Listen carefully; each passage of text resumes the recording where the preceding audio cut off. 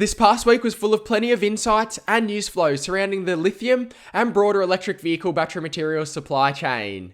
We know that the lithium and EV market continues to grow in awareness, whether it's the regulatory developments as well as corporate investment that continues to increase sentiment for the sector. Of course, at the back end of the month, there's been plenty of quarterlies as investors and analysts ran their eyes over the recent developments for companies. However, there have also been a range of milestone announcements on the company front, whether it was recent potential acquisitions, pricing updates, which we'll discuss, and recent drill results. Today, we're going to be unpacking it all. It's been a big week, and I'm looking forward to discussing it all with you. Where else would we start than Pilbara Minerals? ASX PLS have, of course, been a pioneer for the ASX Lithium Stock cohort. They've recently had their fourth auction on the BMX front. The BMX is the Battery Materials Exchange. It's their innovative platform where they sell their uncommitted Lithium Spodumene Concentrate to potential bidders. But the reason why investors and analysts find it so interesting is it gives a bit of an insight into the trend and the trajectory of the spot price, as well as the supply and demand dynamic that's playing out for the lithium market. As mentioned, this BMX auction was the fourth one. The first auction was in July 2021, so it wasn't even 12 months ago. Yet that first auction had a highest bid of US $1,250 per tonne. The third auction, which was in October 2021, then lifted up to US $2,350. So you must be wondering, how much did the spodumene concentrate sell at the fourth auction? It's only been under 6 months since that third auction. But the auction that just passed, the highest bid was more than double that third auction with US $5,650 per dry metric tonne. This speaks to the increased attention that's surrounding the sector, of course, the supply shortage that we're seeing, and the increased demand. It looks like in the short to medium term, there is insufficient supply and supply cannot come online fast enough to satisfy the emerging demand for the electric vehicles that continues to evolve. However, further to the BMX auction, which of course is fascinating, and if you are interested in learning more about how that all played out and the pricing dynamics, we did a video unpacking it, so we'll leave a link to that after this one.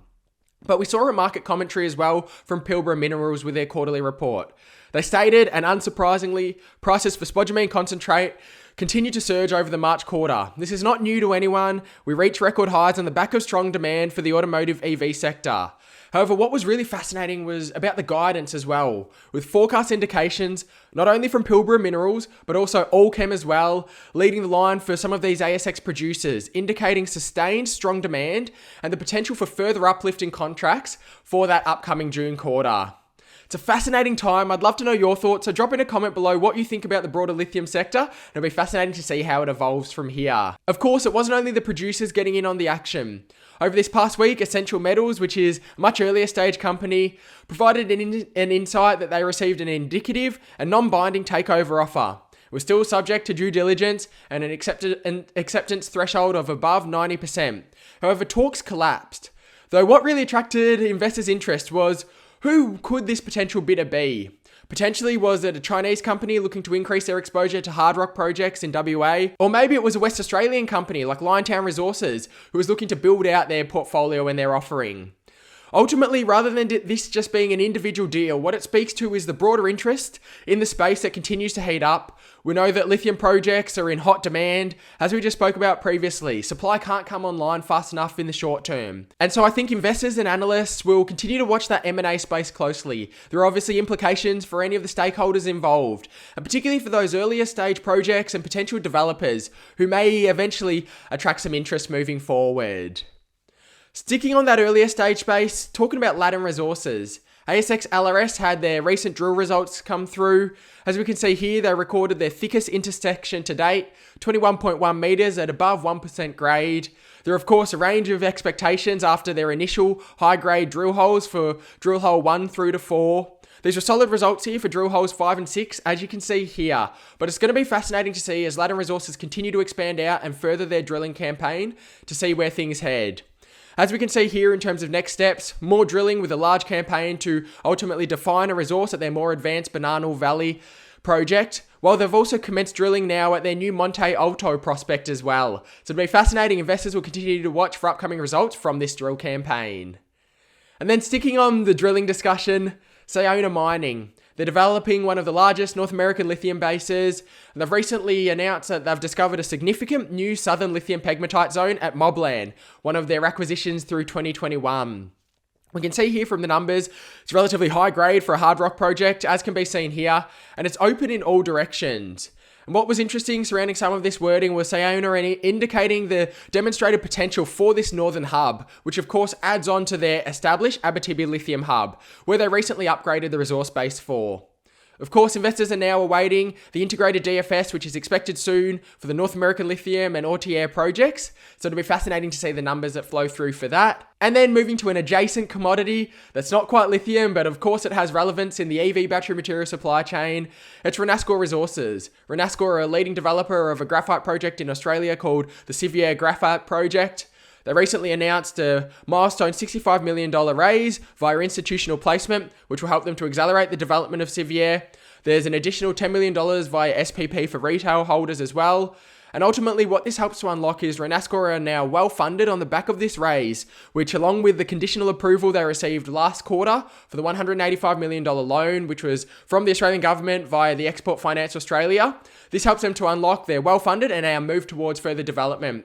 There's an upcoming optimized DFS, which will be interesting to see the numbers that flow through for Renascor, and then ultimately an FID if that does flow through from there. And of course, it's worth noting that all of these companies, they are not operating within a vacuum. We know there is a changing macroeconomic landscape, a regulatory landscape that continues to develop and evolve as well. So just thinking about where we're currently sitting within Australia and then more broader globally, we know that the current Australian government announced a further support for the critical minerals strategy in their recent budget. This included a $200 million accelerator grants program, along with a $50 million support for research and development and an updated industry strategy. But we know more broadly than that, nations around the world are investing into critical minerals as well. We've talked about it at length on the channel before, but Biden invoked the Defence Production Act for the critical minerals strategy. Of course, Canada's investing in the critical minerals supply chain. There's further investment happening in countries around the world. We've also seen projects beginning to be supported under the Australian government's MMI, the Modern Manufacturing Initiative. But I think what most people are really awaiting, and there's a lot of eager eyes looking forward, now that we're on the election campaign and it started to really ramp up pace, what is the support going to be like for the EV battery material supply chain, but also the electric vehicle rollout more broadly? Because this has implications not only for the supply chain, but it's also going to be an interesting indication about where governments are currently positioning themselves for this next phase of decarbonisation.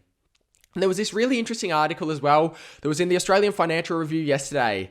There was a bit of an insight from some independents who are looking forward to the election campaign that they want 3 in 4 new cars to be electric by 2030. So with 75% there, that gives a bit of an indication about the trajectory and the uplift that they're hoping to see moving forward. As we know, when you start to plug in some of these numbers, whether it's 30, 50, 75% on an aspirational front into the models, if these do flow through, this is obviously going to need a significant amount of raw materials to be able to source and be able to facilitate this electric vehicle transition. Of course, it's going to be fascinating to see how it evolves. Nobody knows how this electric vehicle transition is going to play out. But what we can see here is it's not only on the government front now, we're seeing significant investment in the space on the corporate side as well. It's no longer Tesla exclusively anymore. Many of the incumbent EV manufacturers are realizing how important this is, and they're starting to put their money where the mouth is. If you're interested in the broader electric vehicle transition and the lithium sector and the pricing dynamic, here's another video for you to check out. Let us know your thoughts on it all. Drop in a comment. Big thank you for joining us. And for now, stay well and happy investing.